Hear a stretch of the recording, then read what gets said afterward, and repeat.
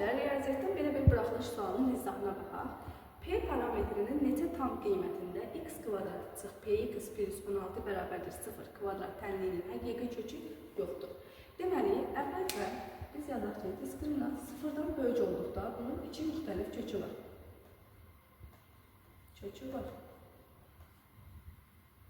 Daha sonra diskriminant sıfıra bərabər olduqda yeganə kökü var, yəni iki bərabər kökü var. Bir-birinə bərabər olan kökləri var.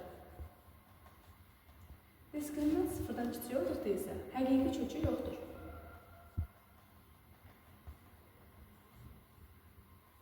Bizə lazım olan da elə diskriminantı sıfırdan kiçik etməkdir. Çünki həqiqi kökü yoxdur deyir. Onda x kvadratı çıx px plus 16 bərabərdir sıfırdan. Yəni burada diskriminantın üstünü yazsaq, b kvadratı çıxaq 4ac edir. İndi p kvadratı çıxaq, bura 1-dir bilirik ki, 4 vuraq 1 vuraq 16 dedik ki, sıfırdan kiçik olmalıdır. Yazırıq sıfırdan kiçik. Onda p kvadratı çıxaq 64 kiçikdir sıfırdan. Bunu belə yazsaq, p plus 8 şeklində yazsaq. Daha sonra intervalda qeyd etsək, -8, 8. Bura plus, bura çıxaq, bura plusdur.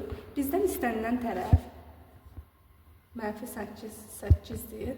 Deməli, bizə nə istəyir? Neçə tam qiymətində? Bu aralıqdakı tam qiymətləri tapırıq. Biz onsuz da bilirik ki, -8-dən 8-i almır. Deməli, -7-dən 7-yə qədər alır. Burada 7-dən -7-ni çıxırıq. Üzərinə 1 gəlir. O da 15. Deməli, neçə tam qiymətində? Həqiqi qiyməti yoxdur, həqiqi kökü yoxdur, 15 qiymətində.